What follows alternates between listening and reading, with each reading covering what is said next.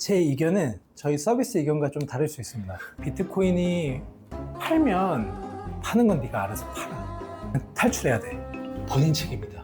이게 스마트 비트코인 저금통. 물타기는 뭐냐면 젊은 층들은 라는 목표를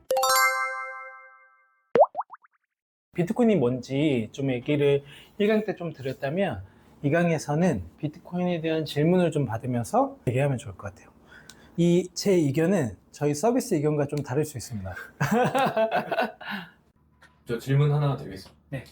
저도 그렇고 실제로 이제 비트코인에 대해서 조금 관심을 가지신 분들이 비트코인을 한번 투자를 해보고 싶다 하지만 가상화폐다 보니까 안정성이 조금 떨어진다, 좀 불안하다 이런 인식들이 많은 것 같은데 그 불안함을 해소할 수 있을 만한 좀 구체적인 방안이나 이유 같은 걸 한번 설명해 주실 수 있나요?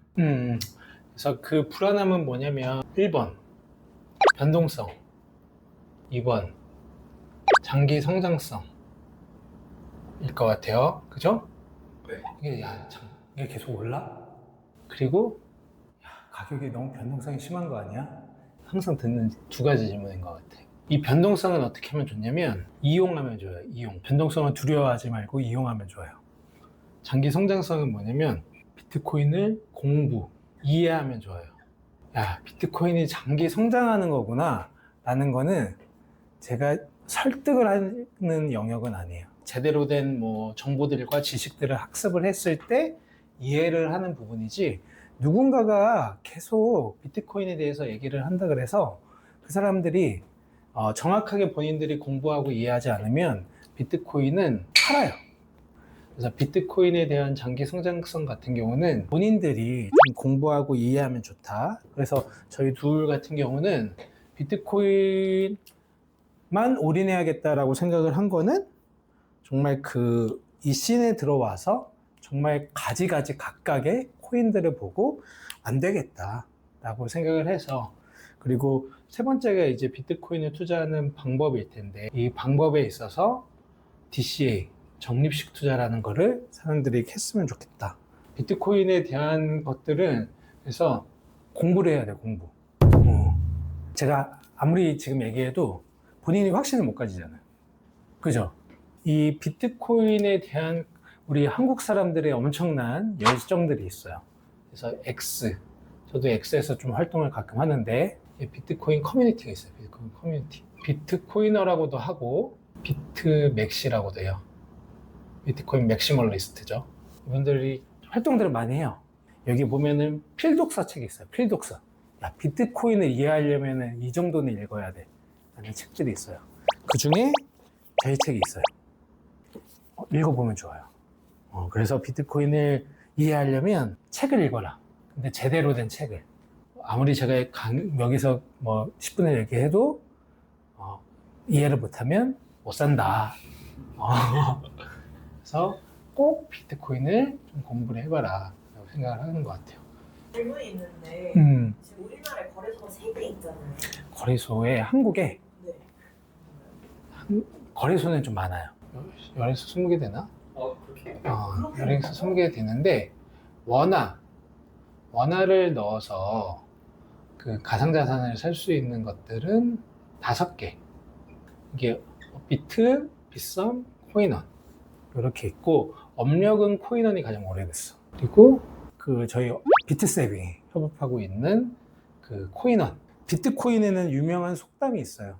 Not your key, not your coin.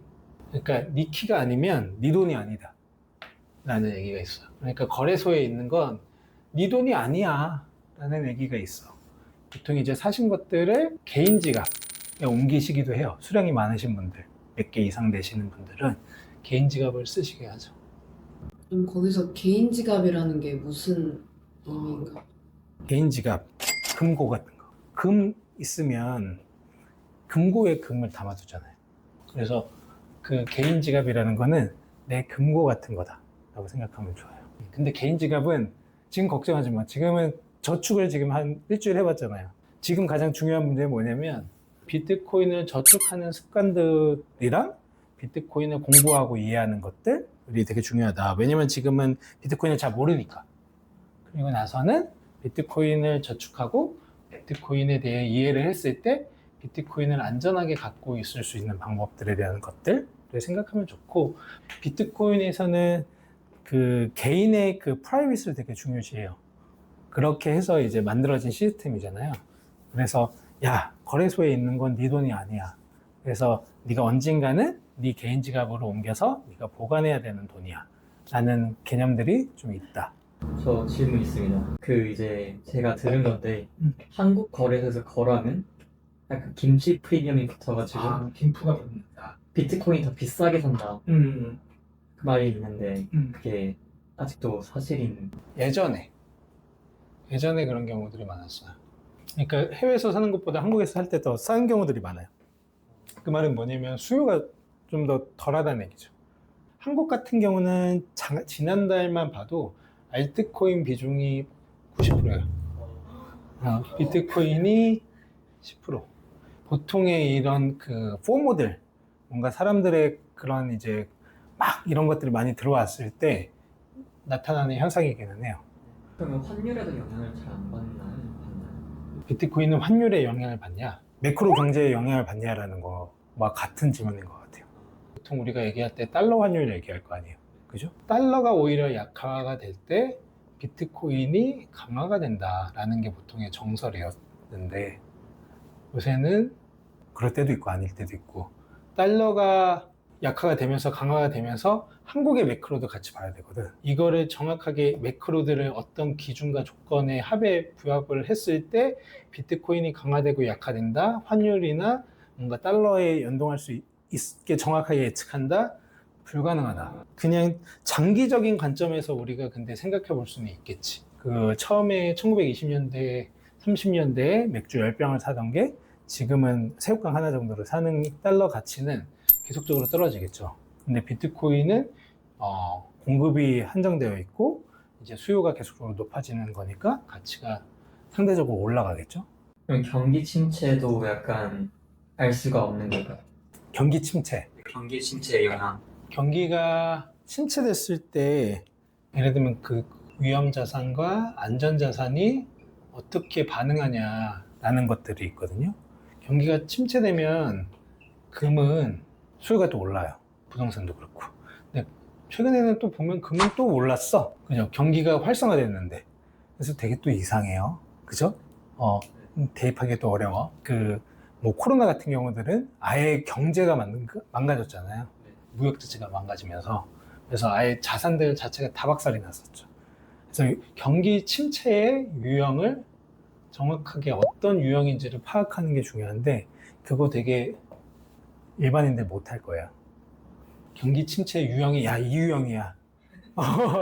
이번에 오는 경기 침체는 이 유형일 거야. 그래서, 야, 위험자산, 안전자산 중에 이 자산이 오를 거야. 안전자산은 요거야. 위험자산은 요거야.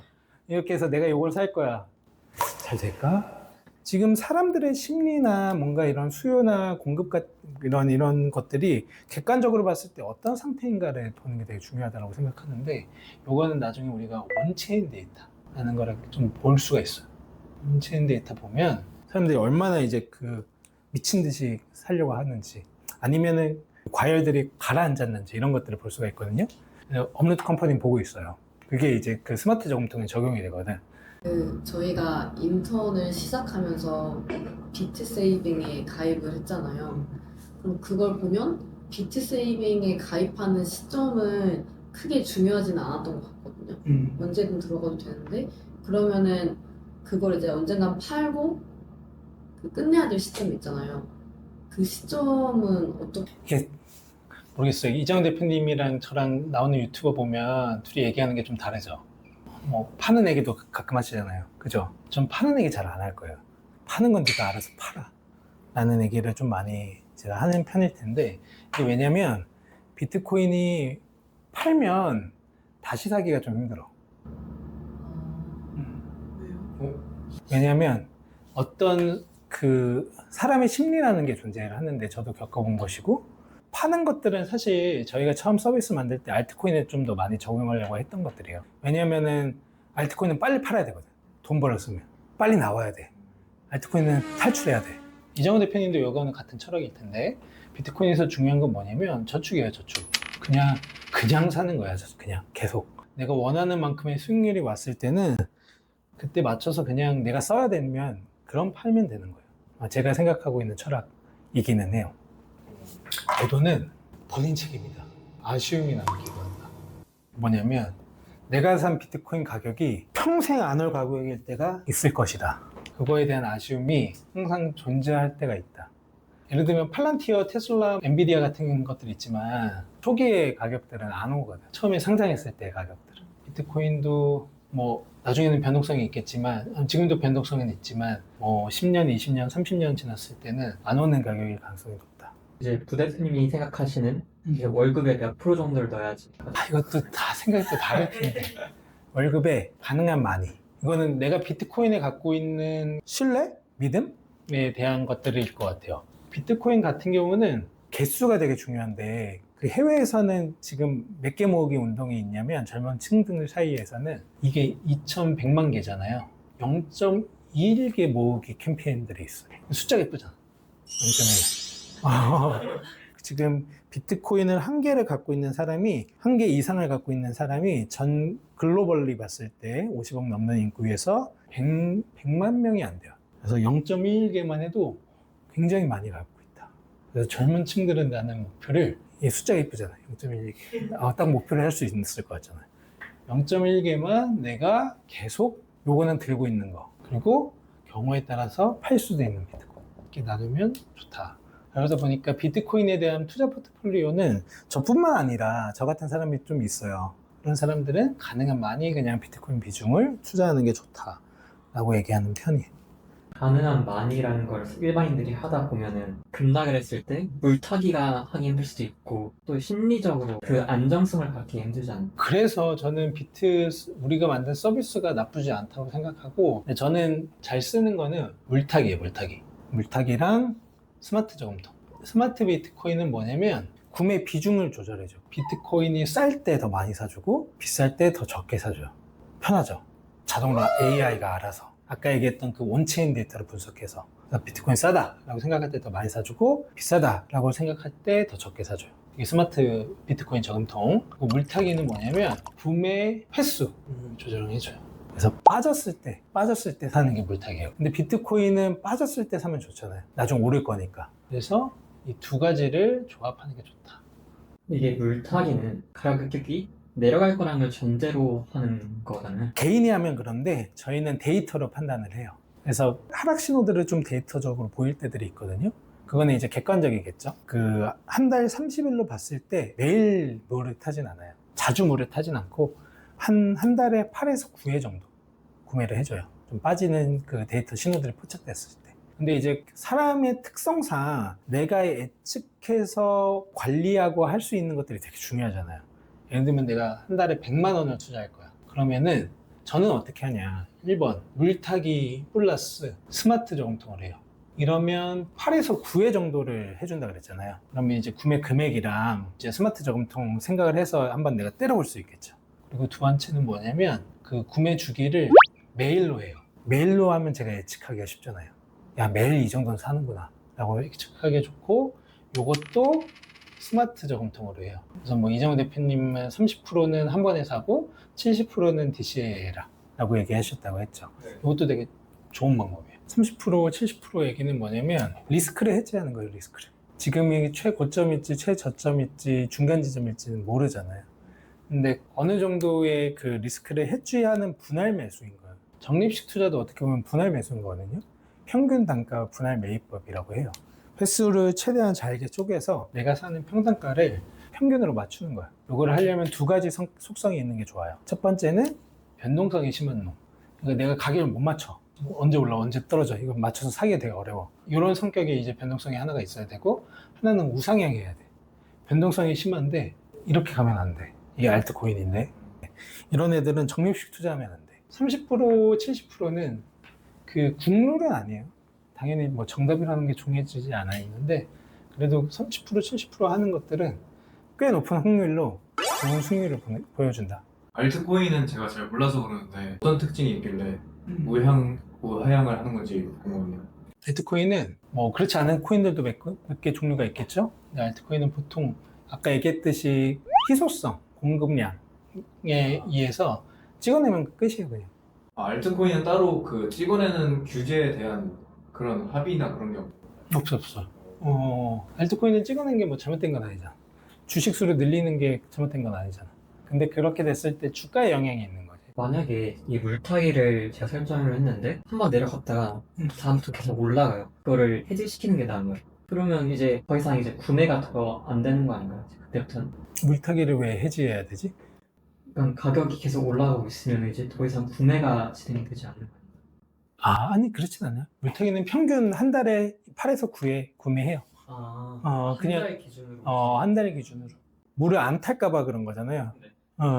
물 타는 횟수는 좀 줄어들 수는 있어. 그러니까 얘가 예를 들면 하락 신호 자체가 아예 안 잡히는 상황들이 있을 수 있잖아요. 한 달 동안 이렇게 가. 하락 신호가 없이. 난 모르겠어. 이런 상황이 있었는지. 있을 수도 있겠지. 이렇게 가면 안 잡히겠지. 우리가 생각하는 우상향은 이 그림이겠지만 대체로 이렇게 안 가거든. 비트코인만 봐도 길게 보면 이렇게 가는데 이 안에 디테일을 들어가 보면 이렇게 하면서 가는 거예요. 그래서 하락 신호들은 항상 있다. 아까도 얘기했듯이 두 개를 하는 게 좋다고 얘기를 했잖아요.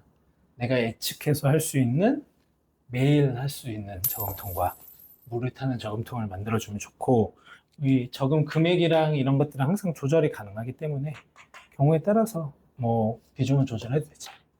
금융관이 보수적인 사람 이런 생각을 할 수 있을 것 같은데 비트코인 말고 그냥 비트코인 ETF를 사면 되지 않냐라고 생각할 수 있을 것 같은데 왜 비트코인 ETF가 아니라 비트코인을 사는 게 나은? 일단 비트코인을 사는 게 나은 이유는 지금 한국에서는 비트코인을 샀을 때 세금이 없다. 내년까지 비트코인을 얻은 수익에 대한 세금이 없다. 그리고 비트코인 ETF는 한국에서는 출시가 안 됐다. 그 비트코인 ETF는 아까 얘기했던 검열 정확성에 맞는 방법은 아니다. 근데 한국은 되게 하고 싶어 하고 뭐 미국도 하고 있지만 미국은 그거를 인정해 준다 그랬잖아. 네 지갑에 네 프라이빗하게 비트코인을 하고 있는 거나 그건 네 거야 라고 인정을 해준다고 했지만 비트코인 ETF는 전쟁이 나고 뭐든 했을 때 들고 못 가요. 근데 비트코인을 개인 지갑에 담은 거는 전쟁 났을 때는 개인 지갑에 많이 옮겨서 가기도 하고 그러거든요. 비트코인 ETF보다는 비트코인을 사는 게 장점들이 있다. 그런 부분에서. 비트코인 ETF를 사는 것도 장점은 있어요. 그렇게 볼 수는 있는데 한국에서는 아직 안 됐다.